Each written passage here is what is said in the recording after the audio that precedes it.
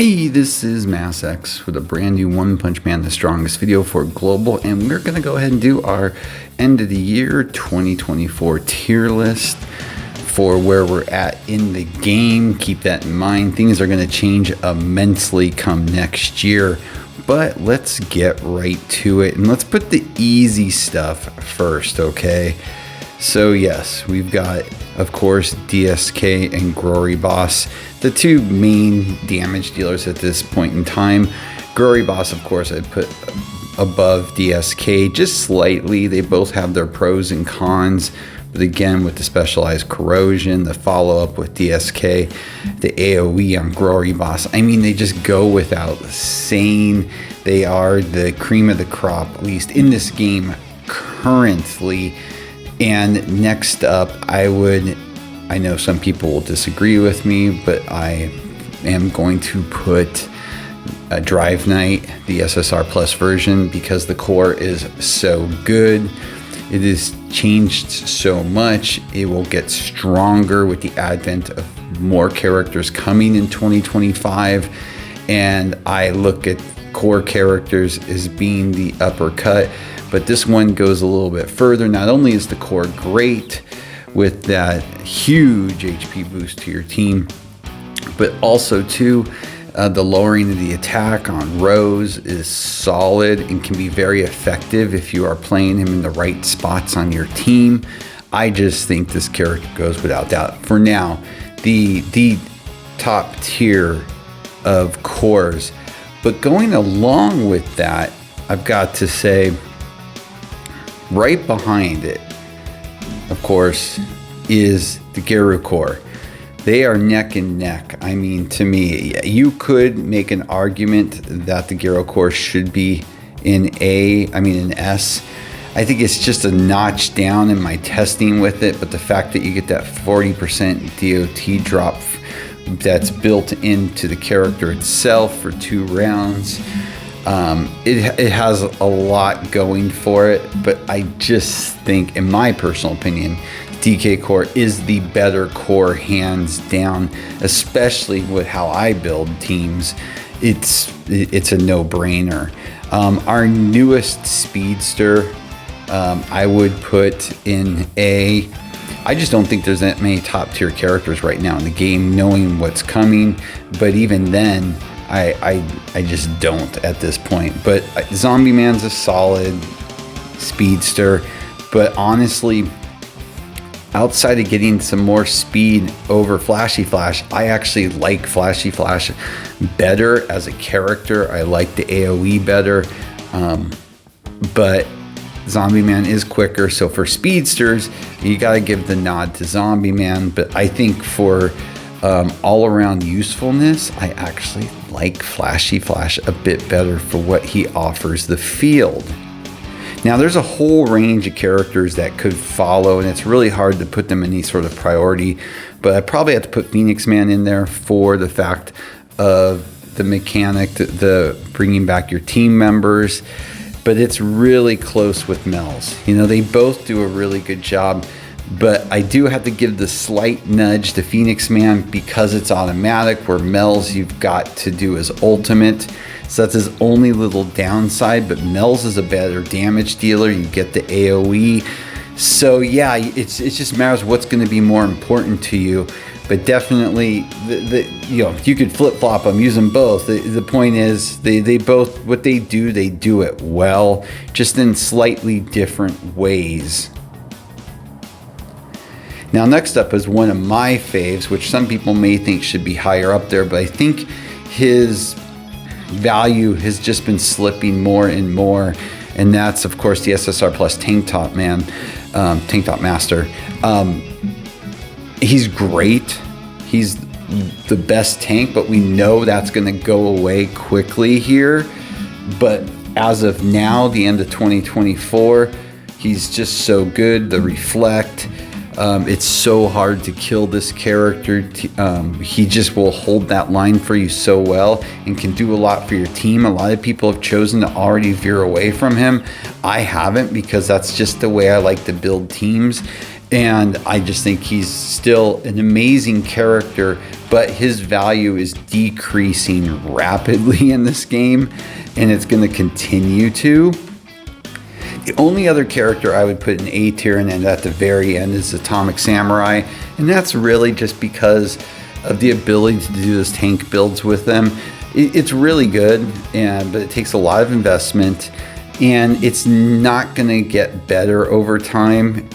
He's not going to falter that much, but it's not also going to be better. But when we look at this, our S and A's, and this is everybody I would put in those categories right now, your S tier characters are going to be good in PvP, PvE, all areas of the game. Your A's also too. They're going to do pretty well in all areas of the game, so they have an incredible amount of usefulness for you. Next up in the B tier, we're going to call these a lot of characters that are going to be mostly your second, third team characters that are going to have specific usefulness in different areas of the game or different team builds that you have. And this one gets really tough where to put them. All of them I use, but in different ways. That's the thing. But all are characters that you probably have built, you probably use. They aren't going to be in your main team in arena, but they have their value. And let's just go ahead and in no particular order start at the top. The king, the healing, the speed. For me, he's on my third tier team at this point. For a lot of people, it's going to be on their second tier team. But he does. The healing alone helps out a lot. It doesn't cost anything. Then, of course, you've got some follow-up. You also have the speed boost. So it's generally solid character to have available to you, but he has really no value in the upper echelon of the game at this point. Now, one that has and can still be incredibly useful for you is Gogetsu. This character just won't quit. He can tank on that front line. If you happen to have him, his awaken passive, or if you have him still 5P'd, he's just a beast and can do a lot to help you out, especially in other aspects of the game, especially when you're going for points in different areas of the game. And that's where a lot of these characters will come in on, from anything from Conquer's Challenge to your Club Challenge boss or Resist Invasion. All can do a lot, and has viability on your second and third string teams. You will see this used by a lot of people because he's still a good character. And that really kind of goes hand in hand with CK. Again, was amazing when he first came out. Really now just a second or third tier character, but you get that reflect, you get that follow up. Just a solid character, and a lot of people like me, he's not built up, but I go ahead and use the member training area, so he has that option to me, just like my king. And that's where you're gonna see most of these are. They're the green ones because of that. A character that I just still think doesn't get the love that it really deserves is the SSR Plus Child Emperor. I still use this character religiously on different parts of the game, always in my second or third team. That ability that he has with the Underdog Man robots and the healing, he just does a lot. He's got an AoE hit that's not bad. I like him. I still use him to this day. That's not going to change.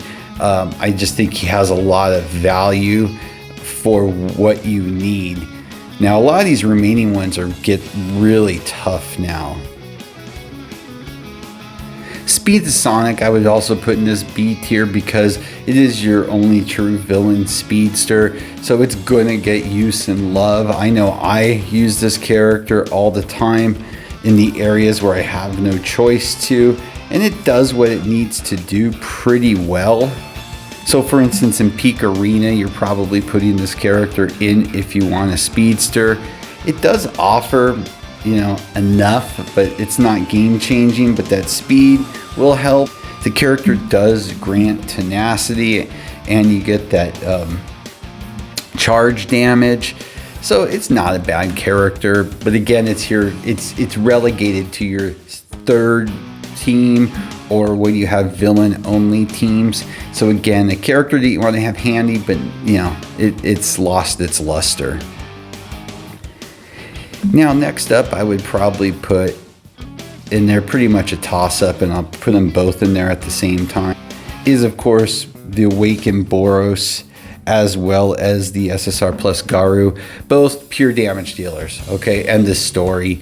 They both still can generate. I know I probably loved Garu more than anybody else and used that character longer than anybody else. He's a glass cannon, but he does a lot for single target damage.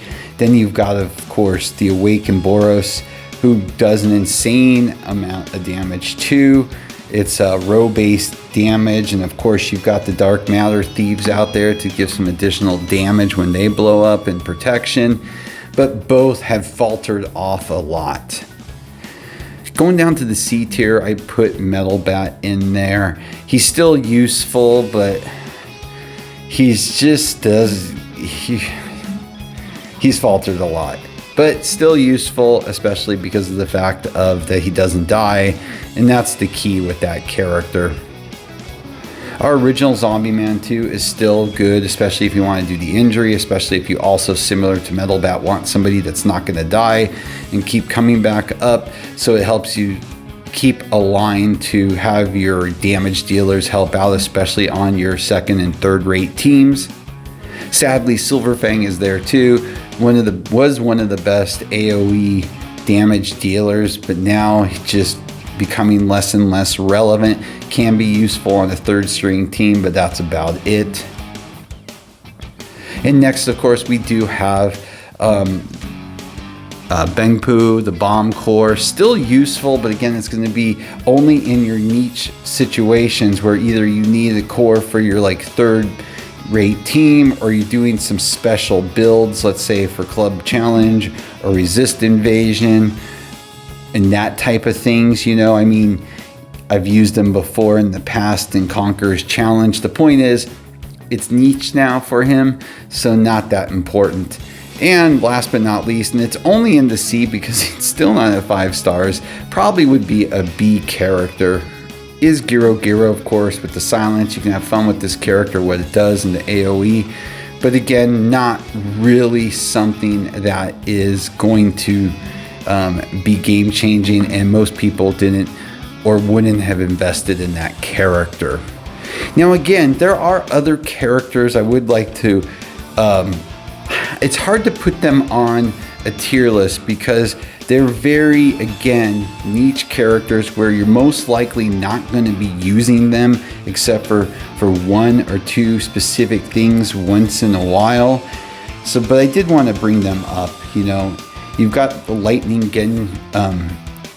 Genji in there, of course. That character coupled with Bomb does a really good job. So can be very effective, but not one that you're going to build up. As you can see, even here in mine, he's at 59. I don't even have him in the member training area. When I need to use him, he's there just to do his one little thing. G4, kind of the same way. Great way to get Shatter, but you're probably not using him unless you need it for something very specific. Very similar to the Tank Top Vegan. You would use that character, of course, with the TK core to get that extra boost for that shield rate for 2 rounds. But again, it's really hard to fit that character in unless you're having to build 3 teams. So you're trying to substitute some of your stronger characters to spread the wealth across your teams. So again, these are characters that I would never invest in, but know that they're out there. And one last one that I can't believe I overlooked, probably because I don't use the character anymore, but a lot of people still do. It does have some value for the stun. Doesn't have much survivability anymore, but you can make it work in certain team comps. And of course is Galewind. And Galewind I'd probably put in that B tier because a lot of people still use it. I think the character is too much of a character that cannot last long enough at this point personally. But I do understand having that stun and that follow-up with the injury to have that even available for you for at least the first and possibly second rounds is enough for people. I've just stopped using the character, but I do see its value if you want to, with your team build, make that go. But again, I want to put characters up here that really are the only ones that you're going to be consistently using and have value still, and will still have some value into 2025, but they all will begin to teeter off a bit as we get the remaining characters coming. MK and Super Ally, of course, and of course, once URs drop, it just changed the field completely, especially about 6 months into those. But that's about it. These are the only ones. It's really a shame, because when you go back and you look at all the characters that really are truly available to you and the value of most, it's actually pretty bad in this game. There's a lot of games that just have so much more value for their characters than others. But in the end, most of you probably have a mishmash of most of these characters, and that's what you're using. And hopefully you're saving, because right now they've really given us nothing to really get excited for, and really just hold out for UR. That's when things are going to change. But let me know your thoughts. You guys know I hate tier lists. That's why I don't like to do them. I maybe do them once a year like I am now. I think in a game you should play who you want to play, and most characters you can make work. You just have to sometimes jump special hoops for them. I'm not a believer in people just copying and doing pure meta builds. But again, even with that all aside, these are all characters that are solid though in this game, in my opinion at least. And you can come up with different comps if you want to and get creative with them, and don't have to copy everything verbatim for these. So I hope everybody has a nice holiday. Take care. See you on the other side.